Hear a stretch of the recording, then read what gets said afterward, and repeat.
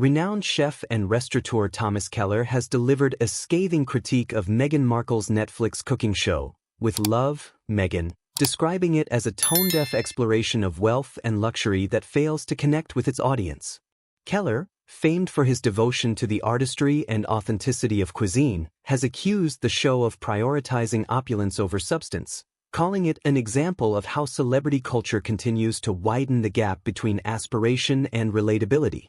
From the opening scenes of With Love, Meghan, viewers are immersed in an extravagant world of polished marble countertops, sparkling chandeliers, and pristine designer cookware.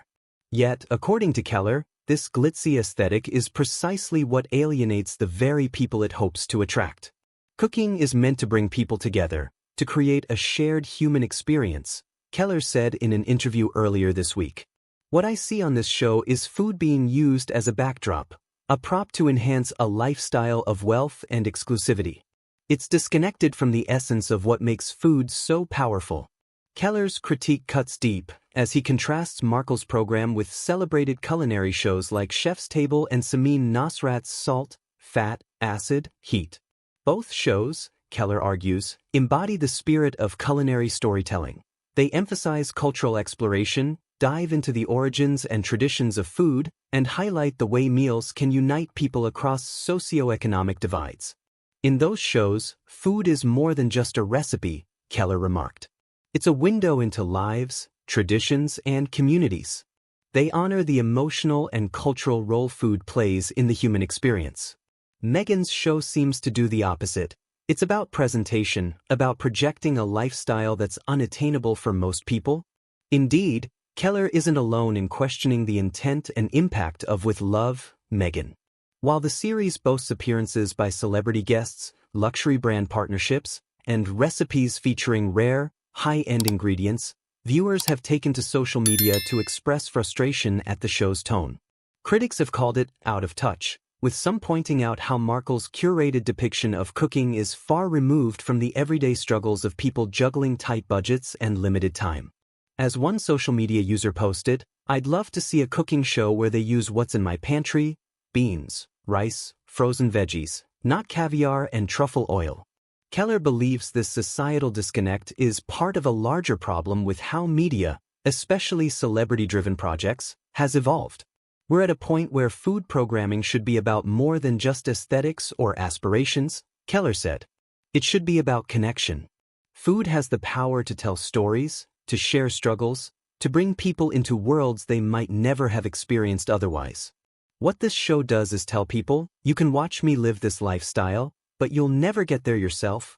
It's frustrating because it's a missed opportunity to do something meaningful. The chef's comments highlight a growing divide between celebrity culture and the realities of everyday people's lives. Markle's show, he suggests, exemplifies this tension by elevating a narrative of exclusivity over inclusivity. The contrast couldn't be starker when compared to culinary series that have resonated with audiences in recent years. Chef's Table, for instance, explores the lives and philosophies of chefs from around the globe, shining a light on their struggles, creativity, and connection to their communities. Similarly, Salt, Fat, Acid, Heat takes viewers on an intimate journey into the heart of cooking, revealing the shared humanity behind recipes and traditions. Keller's frustration also extends to the broader implications of how luxury-focused media reinforces societal divides.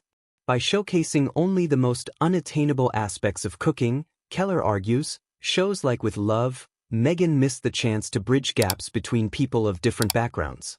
Instead, they deepen the disconnect, perpetuating a sense of exclusivity that many find discouraging. Cooking is one of the most democratic forms of art, Keller said. It doesn't matter who you are or where you come from, you can cook. A truly great cooking show should make you feel like you belong in the kitchen, not like you're peering through a glass window at a world you'll never be part of. The chef went on to lament what he sees as a squandered opportunity for Markle, who could have used her platform to inspire and educate. Food is universal, Keller emphasized. It's a way to celebrate culture, to share stories, and to create a sense of togetherness. But here, it's being used as a tool to sell an image. Imagine what could have been done if the focus had been on the food itself, Its origins, its role in communities, its ability to connect us. That's where the real magic lies. Keller's critique has sparked a broader conversation about the role of food programming in modern media. Many viewers feel that culinary shows should strike a balance between aspiration and relatability, offering moments of inspiration while remaining grounded in reality. Markle's show, they argue, leans too heavily toward the aspirational, catering to a narrow audience while neglecting the universal appeal of cooking as a shared human experience. The discussion also raises questions about how celebrities approach their roles as public figures. Markle, a former actress and member of the British royal family, has long been a polarizing figure, with critics accusing her of using her platform to cultivate an image rather than address substantive issues. Keller's comments about the show as a vehicle for self-promotion have only amplified these concerns, with some questioning whether the Duchess truly understands the potential impact of the stories she chooses to tell. For Keller, the heart of the matter is authenticity. In an era where viewers crave genuine, heartfelt content, shows like With Love, Meghan fall short, offering a polished veneer without the substance to back it up. There's nothing wrong with celebrating success, Keller concluded. But when you lose authenticity, when you forget to celebrate the people, the cultures, and the traditions behind the food, that's when you lose the audience. And that's the tragedy of this show. As the debate continues, one thing is clear: Keller's critique has struck a chord. At a time when many people are struggling to make ends meet, the contrast between a lavishly produced cooking show and the realities of daily life feels especially stark. Whether Markle and her team will take this feedback to heart remains to be seen, but for now, the conversation serves as a reminder of the power and responsibility that comes with shaping the narratives around food and culture.